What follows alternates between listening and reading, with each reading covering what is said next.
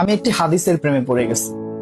হাদিসটা হচ্ছে ঠিক এমন যে যখন বান্দা একটি ঘরে কান্না শুরু করে এবং তখন আল্লাহর ফেরেশতারা বলে যে আল্লাহ তোমার এই বান্দাটা কি জন্য কষ্ট পাচ্ছে, এবং ফেরেশতারা আল্লাহর কাছে কান্নাকাটি করে বলে যে তার মনের ব্যথাকে তুমি আল্লাহ কমিয়ে দাও। তখন আল্লাহ তাআলা বলেন যে আমার বান্দা এমন কোনো কিছুর মায়া পড়েছিল বা ভালোবেসেছিল যা আমার চাইতে সে বেশি ওই জিনিসটার প্রতি ভালোবেসে ফেলেছিল। আমি আমার বান্দার কষ্ট আমি বুঝি এবং আহ, আমি দুঃখী মানুষের মানে ভগ্ন হৃদয়ের মানুষের খুব কাছাকাছি অবস্থান করি। কত দূর? এক হাত দূরে আল্লাহ তাআলা অবস্থান করেন। হ্যাঁ?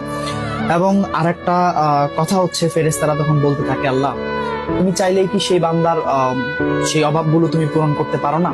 তখন আল্লাহ তাআলা বলেন যে আমি ওয়াদা করতেছি আমার বান্দা যে জিনিসটা তার জীবন থেকে হারিয়েছে তার চাইতে অধিক উত্তম জিনিস আমি তাকে দিব, যা দেখে পৃথিবীর মানুষ বিস্মিত হবে।